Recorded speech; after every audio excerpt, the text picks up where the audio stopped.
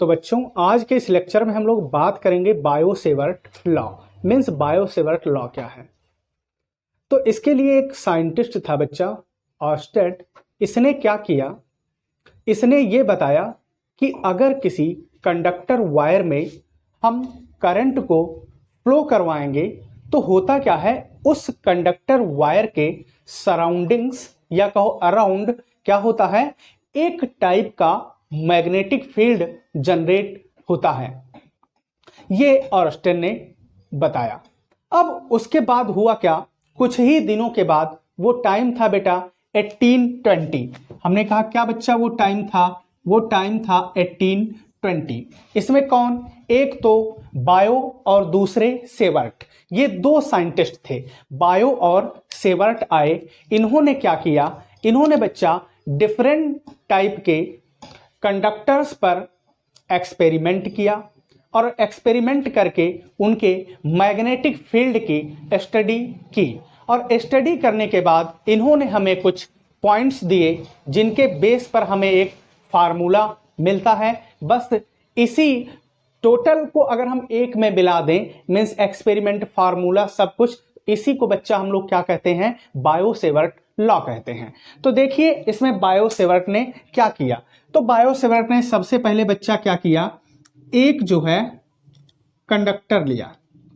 क्या लिया, एक कंडक्टर।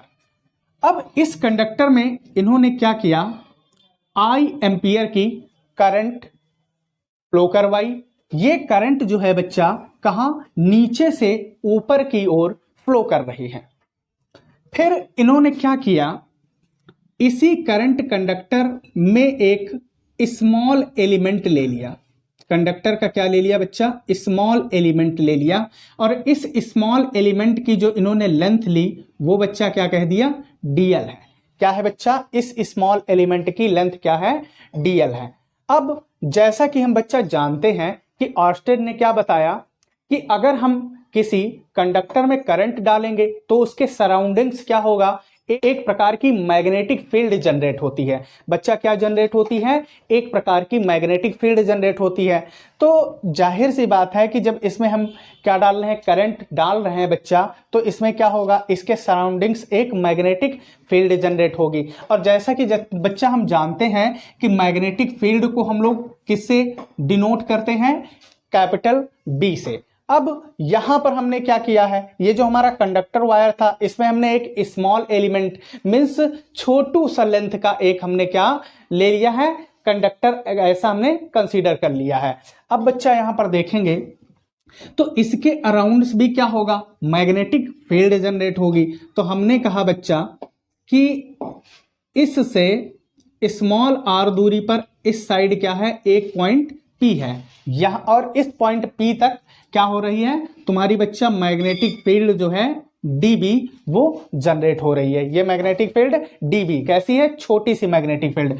तो ऐसे ही बच्चा इस साइड में भी स्मॉल r डिस्टेंस तक आपकी क्या dB मैग्नेटिक फील्ड बच्चा क्या हो रही है, जनरेट हो रही है। क्या हो रही है, जनरेट हो रही है। अब बच्चा यहां देखेंगे इस वायर और इस मैग्नेटिक फील्ड को जो लाइन ज्वाइन कर रही है, वो लाइन और इस वायर के बीच क्या होगा, कुछ ना कुछ एंगल बनेगा। जी हमने क्या कहा, वो एंगल है बच्चा थीटा। ऐसे ही यहां पर एक एंगल होगा, ये भी हमने क्या कह दिया, अगर ये थीटा है तो बच्चा ये भी क्या होगा, थीटा। अब इन्होंने इसी पर 4 पॉइंट्स दिए। वो बच्चा पहला पॉइंट क्या था, इन्होंने कहा कि it is directly proportional to the current I flowing through the conductor. इन्होंने कहा कि ये जो मैग्नेटिक फील्ड जनरेट होती है ये डायरेक्टली प्रोपोर्शनल होती है उस कंडक्टर में जितनी करंट फ्लो हो रही है। ऐसा क्यों, तो बच्चा देखो, जब करंट को इंक्रीज करेंगे तो मैग्नेटिक फील्ड भी क्या होगी, इंक्रीज होगी। और करंट को जब आप डिक्रीज करोगे तो मैग्नेटिक फील्ड भी क्या होगी, डिक्रीज होगी। इसका मतलब करंट बढ़ी तो क्या बढ़ा हमारा बच्चा, मैग्नेटिक फील्ड। फिर करंट घटी तो मैग्नेटिक फील्ड। इसका मतलब कि मैग्नेटिक फील्ड जो dB है, ये जो मैग्नेटिक फील्ड dB होता है, ये बच्चा करंट I के क्या होता है, डायरेक्टली प्रोपोर्शनल होता है। ठीक है, तो क्या लिखा है, it is proportional to the current I flow through the conductor।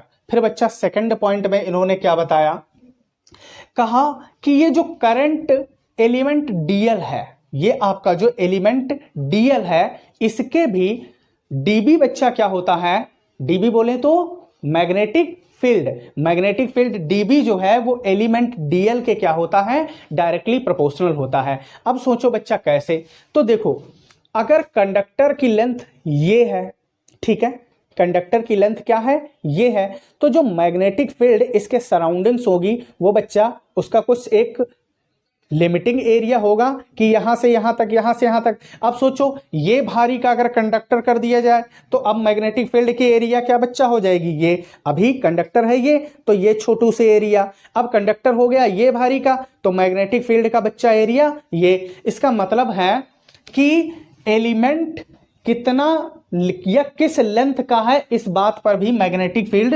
Depend करती है। तो बच्चा magnetic field DV is directly proportional किसके बच्चा, करंट एलिमेंट डीएल, ठीक है। फिर इन्होंने थर्ड पॉइंट में कहा कि ये जो हमारा एलिमेंट डीएल है और मैग्नेटिक फील्ड कौन है, डीवी है, इसको जो लाइन ज्वाइनिंग करा रही है उसके, और ये वायर जो है हमारा जिसमें आई एम्पियर की करंट जा रही है, इन दोनों के बीच जो एंगल थीटा बनता है विद साइन, दैट इज हम क्या कहेंगे, साइन थीटा, उसके भी बेटा क्या होती है, मैग्नेटिक फील्ड डायरेक्टली प्रोपोर्शनल होती है। तो यहां से बच्चा हम क्या कहेंगे कि dB directly proportional sine theta, dB directly proportional बच्चा क्या हो गया, साइन थीटा। उसके बाद में बच्चा अगला पॉइंट देखो क्या बोल रहा है, it is inversely proportional to the square of distance small r between them element and the point P।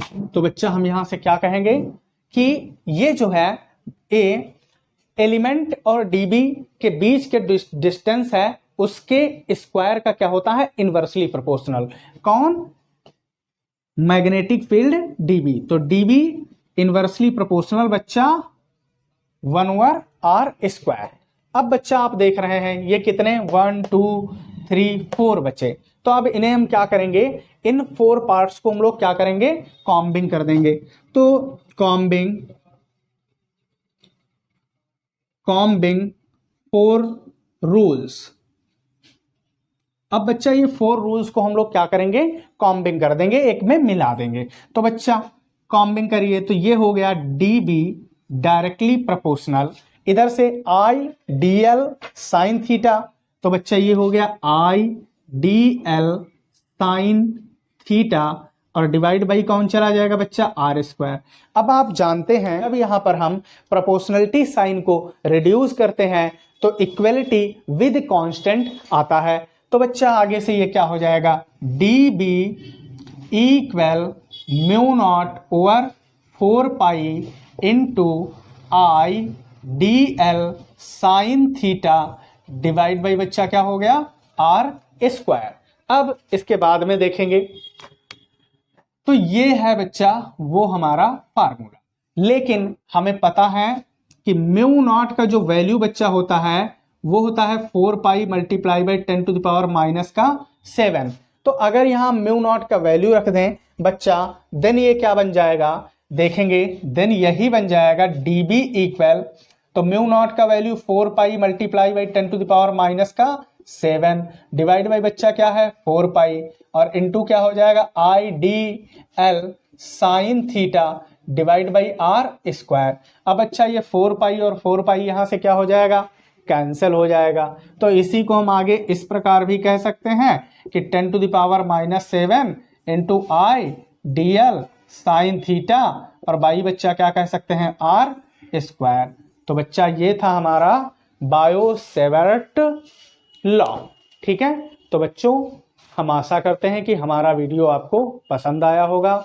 अगर हमारा वीडियो आपको पसंद आया है तो वीडियो को लाइक करिए, शेयर करिए, चैनल को सब्सक्राइब करिए। आज के इस लेक्चर में बस इतना ही।